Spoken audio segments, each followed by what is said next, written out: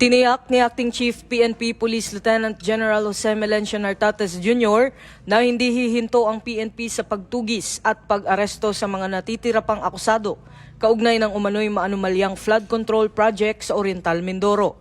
Ayon kay Police Lieutenant General Nartates, inatasan na niya ang iba't ibang police units na paigtingin ang manhunt operations, lalo na't dumarami na ang mga sumusuko at naaaresto na sangkot sa kontrobersyang ito. Pinuri rin niya ang Criminal Investigation and Detection Group at PNP Aviation Security Group sa matagumpay na pagkadakip sa ikasyam na akusado. Isang patunay umano ng mahusay na koordinasyon sa pagitan ng PNP, Sandigbayan at iba pang ahensya ng batas. Ito ang bagong PNP para sa bagong Pilipinas, serbisyong mabilis, tapat at nararamdaman.